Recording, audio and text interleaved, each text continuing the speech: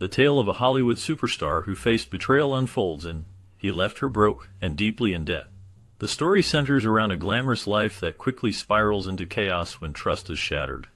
As the lights dim on her once bright career, the protagonist finds herself grappling with financial ruin, all thanks to the man she once loved. The emotional turmoil of betrayal weighs heavily on her, turning her world upside down.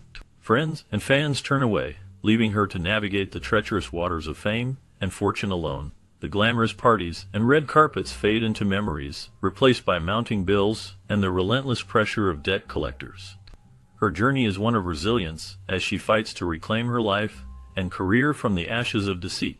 Each step she takes reveals the harsh realities behind the glitz and glamour of Hollywood, forcing her to confront not only her financial struggles, but also the deeper wounds of betrayal and lost trust. The narrative captures the raw emotions of heartbreak and the relentless pursuit of redemption in a world that can be both dazzling and cruel. The stakes rise as she seeks to rebuild her life, navigating the complexities of love, betrayal, and the harsh truths of her past. The tension builds as she learns to stand on her own, determined to rise above the chaos left in the wake of her shattered dreams.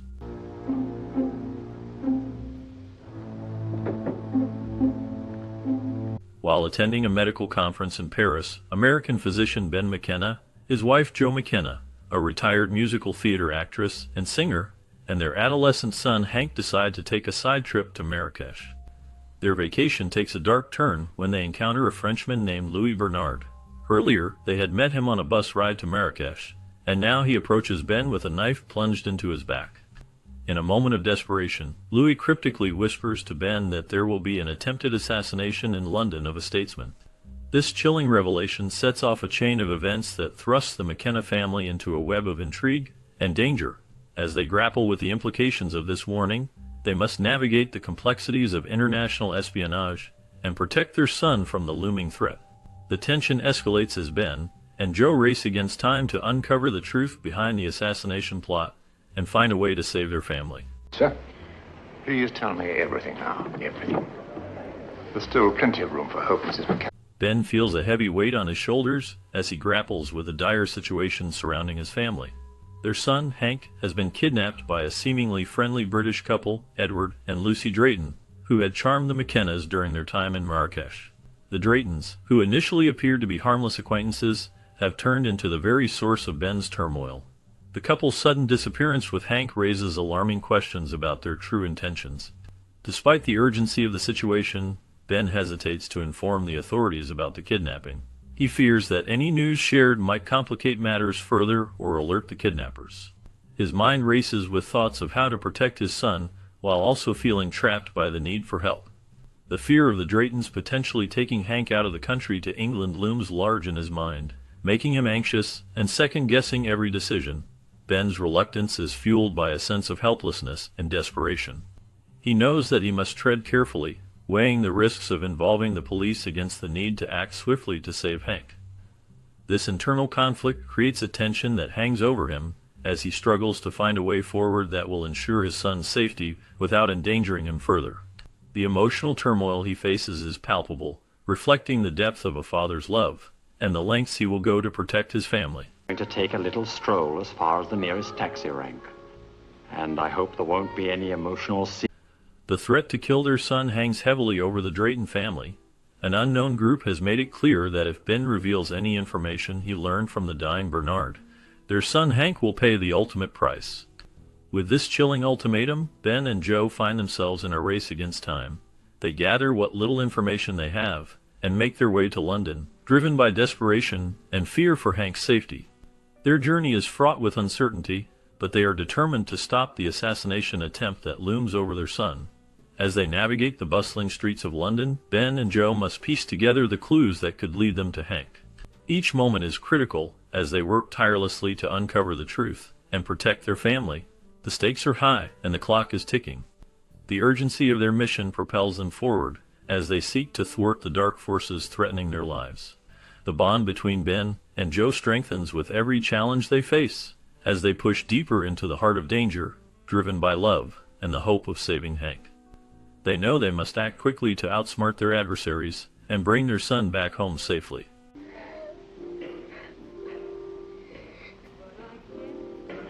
Scotland Yard was aware of several critical elements during the filming of The Man Who Knew Too Much. They knew that Bernard, a key character, was actually a French secret agent. This revelation added an air of intrigue, especially since there was an impending assassination attempt that would occur during the production of the film. The tension surrounding the plot mirrored real-life concerns, enhancing the atmosphere on set. Amidst this backdrop, Doris Day began to feel uneasy about her role. She noticed that Alfred Hitchcock, the renowned director, seemed to focus more on camera setups, lighting, and technical details rather than her performance. This led her to believe that he might be dissatisfied with her work. Growing increasingly concerned, she decided to confront Hitchcock directly. When she asked him about her performance, he reassured her with a simple yet profound response. He said, "My dear Miss Day, if you weren't giving me what I want, then I would have to direct you." This meant that his lack of direction was actually a sign that she was meeting his expectations perfectly. Day's worries were unfounded, as Hitchcock's unique style often involved allowing actors to find their own rhythm within the framework he had created. The interplay of real-life tension and Day's concerns created a unique dynamic during the film's production, reflecting the complexities of both the story and the filmmaking process. The film became a blend of suspenseful narrative and the personal challenges faced by its actors, making it a memorable experience for all involved. Place now. All right, let go of me. Come on. At first, Doris Day refused to record the song Quoi Sera, Sera, dismissing it as a forgettable children's tune. She did not see the potential it held, and thought it would not resonate with audiences. However, her initial hesitation proved to be misguided. The song went on to win an Academy Award, marking a significant achievement in her career. Not only did it become a beloved classic, but it also transformed into the biggest hit of Doris Day's recording career, ultimately becoming her signature song. This catchy melody became synonymous with her image and talent. Doris Day later sang Que Sera, Sera in 2 more films, showcasing its enduring appeal. She performed it in Please Don't Eat the Daisies in 1960, and again in The Glass Bottom Boat in 1966. Additionally, the song was used as the theme for her television series, The Doris Day Show, which ran for 124 episodes starting in 1968. The journey of this song from her initial rejection to its iconic status highlights the unpredictable nature of music and film.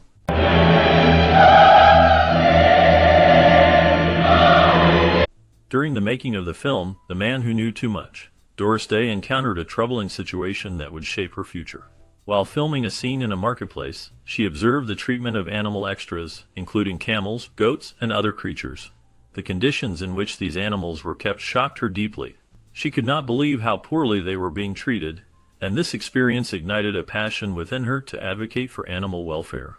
Doris Day became determined to prevent animal abuse in the film industry.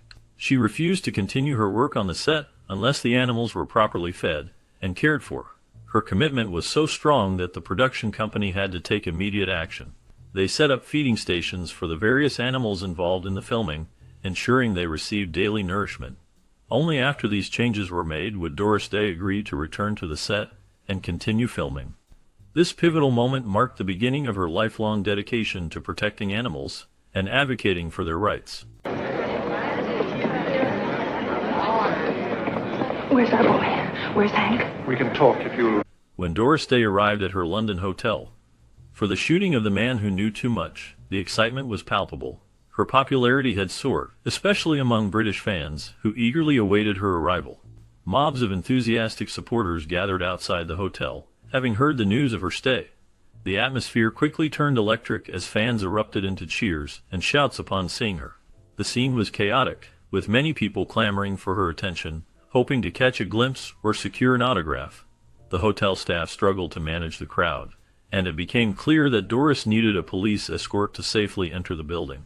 Despite the security measures, the fans continued to surround the hotel, camping outside and calling her name. Their devotion to Doris Day was unwavering, creating a frenzy that was hard to contain. Eventually, the hotel management, overwhelmed by the relentless crowd, decided it was best for her to leave. This decision was made to restore some sense of normalcy, highlighting just how intense her popularity had become during that time. The fervor surrounding Doris Day in London was a testament to her status as a beloved star, illustrating the impact she had on her fans and the entertainment industry. Put the telephone call for Mrs. McKenna through here, please. Initially, the script for the Royal Albert Hall scene in The Man Who Knew Too Much included a significant amount of dialogue. Jimmy Stewart was set to deliver a lengthy, page-long speech explaining why they needed to stop the concert. However, Alfred Hitchcock felt that this approach did not work well. He expressed his dissatisfaction by stating that there was too much talking, which distracted from the enjoyment of the London Symphony. Hitchcock's vision emphasized visual storytelling over verbal exposition. He believed that the emotions and urgency of the scene could be conveyed more effectively through action rather than words. Consequently, he instructed Stewart to forego the speech entirely. Instead, he suggested that Stewart simply wave his arms and run up the stairs. This method aligned with Hitchcock's preference for nonverbal communication, as he often viewed the spoken word with suspicion, feeling that it could dilute the impact of the visual narrative. This change in direction not only streamlined the scene but also enhanced the tension and drama, allowing the audience to focus on the unfolding action rather than lengthy explanations. The shift in the script ultimately contributed to the film's suspenseful atmosphere, showcasing Hitchcock's mastery in creating thrilling cinematic experiences. Have it once more. Listen for the crash of the... The plot unfolds with Daniel Gallen, who portrayed the character Louis Bernard, revealing a crucial twist in the story. It is discovered that he is not actually Moroccan, as he had been made to appear, but rather was wearing dark makeup to create that illusion. This detail became a significant point in the film, showcasing the challenges faced by the makeup team. Despite numerous trials, the makeup artists struggled to find a suitable makeup that would easily come off. The solution they found was quite inventive. Instead of trying to remove the dark makeup, they painted Jimmy Stewart's fingers with a light-colored powder. This clever technique allowed Stewart to leave light, pale streaks on Bernard's skin as he ran his fingers across it. This small but effective detail added depth to the narrative, enhancing the tension and the unfolding mystery. The creativity behind this makeup choice illustrates the dedication of the film's production team to deliver a compelling story. The interaction between the characters and the revelation of Bernard's true identity become pivotal moments in the film's gripping plot. Suppose that he was an agent of the Deuxième Bureau. Good. What's that? Perhaps you have also... During the filming of The Man Who Knew Too Much, a notable misunderstanding arose among the Moroccan extras involved in the production. Many of these extras were mistakenly informed that their payment depended on whether they appeared visibly in the final cut of the movie. This misunderstanding led to a chaotic atmosphere on set, with numerous extras pushing and shoving to get closer to the camera, hoping to secure their visibility in the film. The excitement and eagerness to be seen created a scene that was both lively and somewhat disorderly, as the extras were desperate to ensure they would receive their wages. As the situation escalated, the crew recognized the need to clarify the payment terms to the extras. They took the time to explain that all the extras would be compensated regardless of their visibility in the movie. This revelation relieved many of the extras, who had been anxiously trying to position themselves in front of the camera. Once the crew communicated this important information, the atmosphere on set shifted from one of frantic competition to a more relaxed and cooperative environment. The extras were able to focus on their roles without the added pressure of needing to be seen, which ultimately contributed to a smoother filming process. This incident highlights the importance of clear communication on film sets, especially when working with large groups of people from diverse backgrounds.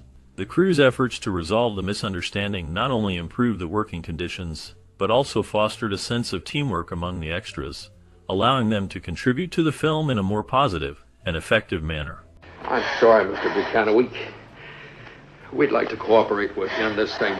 Look closely, and you'll see a face you recognize in a London hotel. That face belongs to Carolyn Jones, who has a small but memorable part as a redhead named Cindy Fontaine. She is one of Joe Conway's friends, and her brief appearance adds a touch of charm to the film. Although her role in The Man Who Knew Too Much is minor, it is significant because it showcases her early talent before she became widely known. Later, Carolyn Jones transformed her image completely when she took on the iconic role of Morticia Addams in the beloved television series The Addams Family, which aired from 1964 to 1966. In that role, she portrayed a character that was quite different from the spirited Cindy Fontaine. Morticia was dark, mysterious, and elegant, contrasting sharply with the lively redhead she played in Hitchcock's film. This transformation highlights her versatility as an actress, and her ability to embody very different characters. Carolyn Jones's journey from a supporting role in a suspenseful thriller to an unforgettable television icon reflects her range and talent. Her performances continue to resonate with audiences, making her a memorable figure in the world of film and television. Is that the way you do it? Yes, just make it. Just make it. Just like this. In examining the difference in suit designs within the context of the film, The Man Who Knew Too Much, one can notice distinct characteristics that set apart the garments worn by the characters. The gray suit that Joe wears in the latter part of the movie may seem familiar to viewers, especially when compared to the gray suit worn by Madeline in Vertigo. However, upon closer inspection, these suits reveal notable differences. Josephine's suit is made of silk and features 6 buttons, while Madeline's suit is crafted from wool and has only 5 buttons. This difference in fabric not only affects the look, but also the overall feel and drape of the suits. Additionally, the tailoring of each suit is slightly different, which contributes to their unique appearances. The pockets on the suits are not identical either, showcasing the distinct design choices made for each character. These subtle differences in suit design highlight the individuality of the characters and their respective narratives within the films. Will I be rich? I tell them tender. In Alfred Hitchcock's films, he often made a brief appearance, a fun little game for audiences to spot him. In the 1956 movie, The Man Who Knew Too Much, his cameo is particularly challenging to find. Unlike many of his other films where his face is clearly visible, here he is seen only from behind. This occurs during a scene in the vibrant Marrakech marketplace, where the main characters, played by Jimmy Stewart and Doris Day, are captivated by an acrobat performance. Hitchcock stands to the left of the couple, and while viewers do not get a frontal view of his face, his distinctively shaped bald head gives him away. This clever placement adds an extra layer of enjoyment for fans who know to look for him, making the experience of watching the film even more engaging. It showcases Hitchcock's playful nature and his unique way of connecting with his audience, inviting them to be part of the filmmaking experience. The subtlety of this cameo fits perfectly with the film's suspenseful atmosphere, leaving viewers both entertained and intrigued as they try to catch a glimpse of the master director himself. The scene captures the essence of Hitchcock's style, blending tension with a touch of humor that has become a hallmark of his legacy. Oh, yes? Yes, now I think you know this man, Louis Bernard. Doris Day had an extreme fear of flying that stemmed from her experiences while touring with Bob Hope in the 1940s. During those tours, she faced some harrowing moments in terrible weather, which left a lasting impression on her. The anxiety associated with flying was so intense that it almost led her to decline the role in Alfred Hitchcock's 1956 film, The Man Who Knew Too Much. The film required her to travel to distant locations, specifically London and Marrakech, which heightened her apprehension about flying. Despite her fears, her husband and manager, Martin Melcher, played a crucial role in encouraging her to accept the role. He recognized the importance of the opportunity and supported her decision to confront her fears. This internal struggle between her fear of flying and her professional commitments added a layer of complexity to her performance in the film, showcasing not just her talent, but also her resilience in overcoming personal challenges. The experience illustrated the lengths to which she would go for her career, making her journey in the film industry all the more remarkable.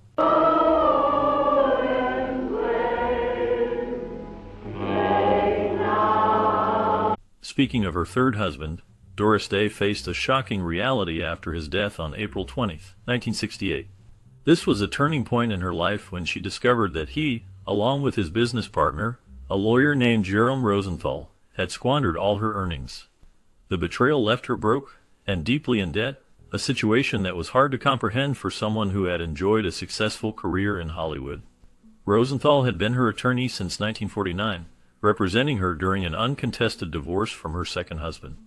This long-standing relationship made the financial mismanagement even more painful for Day, as she had trusted him with her legal matters and financial well-being.